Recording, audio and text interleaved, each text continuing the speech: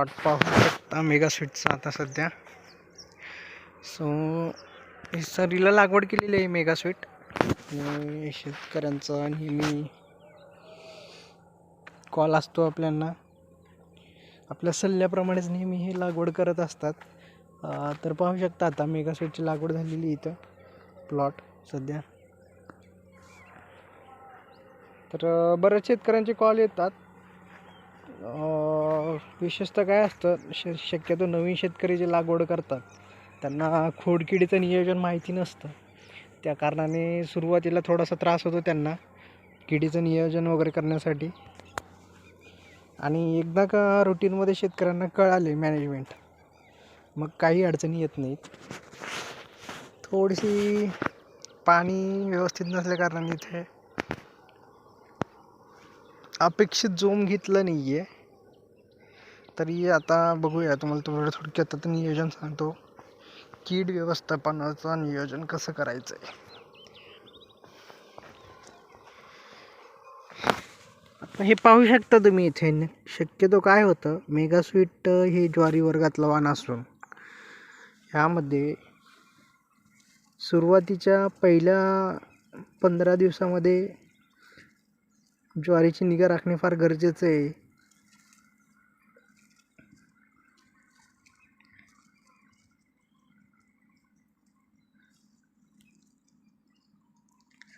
तुम्हाला जे सुरुवातीचे 15 दिवस आहेत, ज्वारीची एकदम लहान मुलाप्रमाणे काळजी घ्यायची आहे. त्यासाठी शक्यतो तुम्हाला 2 स्प्रे आता उन्हाळ्याच्या कारणामुळे ऊन जास्त असल्या कारणाने शक्यतो 2 स्प्रे देणं फार गरजेचं आहे. तुम्ही शक्यतो स्प्रे द्यायचं म्हणून एकदाच बहारीचं स्प्रे द्यायचं आणि एकदम मोकळं होऊन जायचं, एक 15-20 दिवस प्लॉटकडे बघायचंच नाही, असं करून बिलकुल नाही चालणार आहे. तुम्हाला हलके स्प्रे का असे ना, एक 8 दिवसाच्या टप्प्याने तुम्ही प्रत्येक 8 दिवसाच्या टप्प्याने 2 ते 3 स्प्रे हे शक्यतो तुम्ही मेगास्वीटवरती घेतल्यानंतर तुम्हाला कसल्याही प्रकारचा किडीचा प्रादुर्भाव वगैरे जाणवणार नाही आहे.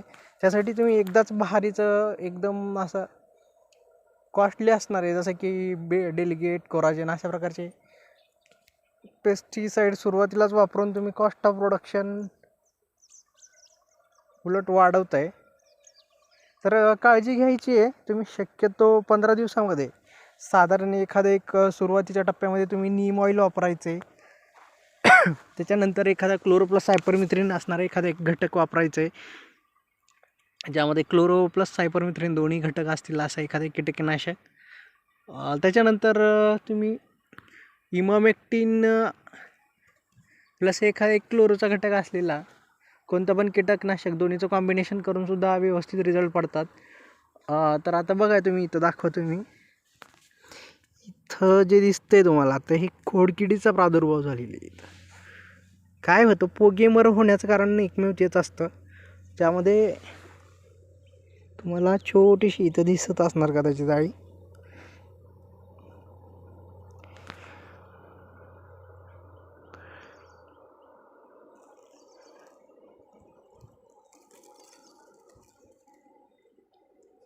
आणि पोगे मरण्याचं एकमेव कारण तेच असतं. तर तुम्हाला सुरुवातीचे जे 15 दिवस आहेत ते जपायचे पिकाला एकदम लहान बाळाप्रमाणे. 2 स्प्रे जर तुम्ही वेळोवेळी 8-8 दिवसाच्या टप्प्याने घेतलात, किडीचा प्रादुर्भाव असो अथवा नसो, 2 टप्प्यामध्ये तुम्ही साधारण एखादा एक सुरुवातीला नीम ऑइल जरी घेतलं तरी चांगल्या प्रकारे रस शोषक किडीचा आणि दुसऱ्या किडींचा, इतर किडींचा सुद्धा प्रादुर्भाव होण्यापासून वाचतो. यावेळी पाहू शकता ते याच्यामध्ये असो. तर आता उन्हाळ्याचे दिवस असल्या कारणाने काय होतं, शक्यतो तुम्ही जेव्हा खोडकिडीचा प्रादुर्भाव झाल्यानंतर हा नेहमी तुम्हाला, आणि लक्षात घेण्याची बाब आहे, दुरून जरी बघितलं तुम्ही, खोडकिडीचा जेव्हा प्रादुर्भाव होतो अत्याधिक फुट्याचं प्रमाण वाढलेलं दिसतं तुम्हाला प्लॉटवरती. जसं की पाहू शकता आता ही मेन स्टेम जी आहे, मधला महत्त्वाचा दिसणारा एक महत्त्वाचा ताट जेव्हा जो ब्लॉक होतो तेव्हा त्याला पर्यायी म्हणून इतर फुटे आलेले दिसतात. इंग्रजीमध्ये याला टिलर्स म्हणतात मोस्टली. तर आता हा ब्लॉक झाला होता ऑलरेडी, हा जो मेन स्टेम होता हा ब्लॉक झाला होता. त्या कारणास्तव आता बाकीचे फुटे झालेले त्याला. आणि शक्यतो तुम्ही जर दुर्लक्ष केलात आणि या फुट्यामध्ये जर का अजून प्रादुर्भाव झाला तर शक्यतो तुमचा प्लॉट हा 6 ते 7 दिवस प्लॉट मागे जाणार आहे. गोष्ट लक्षात घ्या, तुम्ही स्प्रेसाठी जेवढं लेट करसाल आणि वेळेवरती जर स्प्रे बसला ना तुमचा, एकदम नियोजित टाईममध्ये तुम्हाला चारा उपलब्ध होतो. आणि जर का तुम्ही एखादा स्प्रे मिस जर केलात, एखादा स्प्रे जर तुमच्या हातून चुकीने राहिला, लेट जर झाला आणि एका ठिकाणी कोंब जर जळाला तुमचा मेन महत्त्वाचा, तर तुमचा शक्यतो 7 ते 8 दिवस प्लॉट हा मागं जातो.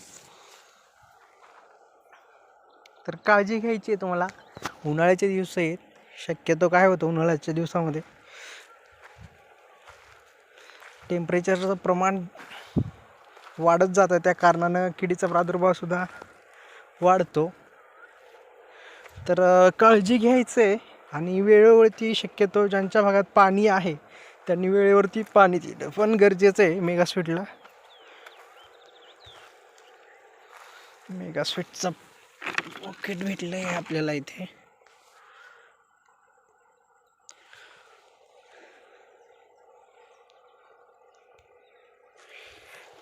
तर काळजी घ्या पिकांची, कारण उन्हाळ्याचे दिवस आहेत, चारा फार कमी आहे आणि दिवसेंदिवस चाऱ्याचे दरसुद्धा वाढत चाललेत चाऱ्याची कमतरता असल्या कारणाने. आणि वाणांची निवड पण फार गरजेचं आहे. आणि काही ठिकाणी तुम्ही पाहू शकता मेगास्वीटवरती तुम्हाला जर असं काही पानं कडाने करपत आहेत असं जर दिसत असेल तर यासाठी एक उपाय आहे.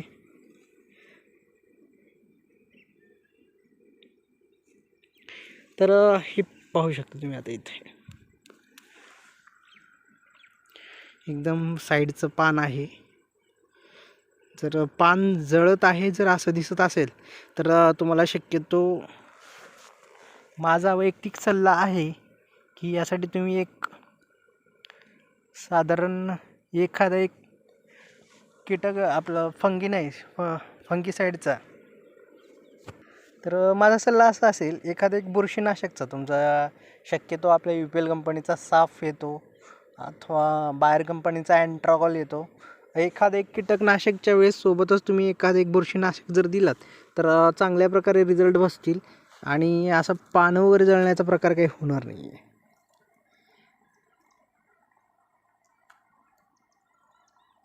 ज्या भागात ऊस वगैरे गेलेली आहे त्या भागात शक्यतो काय होतं, सकिंग पेस्टचा अटॅक जास्त प्रमाणात होतो आणि त्यामुळे थोडंसं काही भागामध्ये हे पानं जळण्याचा प्रकार दिसून येत आहे मेगास्वीटच्या प्लॉटमध्ये. त्यासाठी तुम्हाला एक उत्तम उपाय आहे, एखादं एक बुरशीनाशक वेळेवरती घेणं फार गरजेचं आहे. शक्यतो कीटकनाशक आणि बुरशीनाशक हे जर 2 आठवड्यामध्ये वेळेवरती जर घेतलात ना तुम्ही, एकदम जबरदस्त प्रकारे प्लॉट येईल तुमचा आणि 100% मी आश्वासन देतो त्या गोष्टीचा.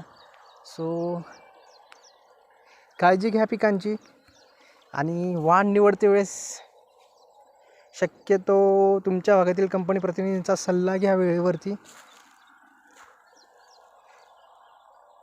काही अडचण असेल तर शेवटी आहेच मी, माझा नंबर पण आहे चॅनलवरती, तुम्ही बघू शकता. धन्यवाद.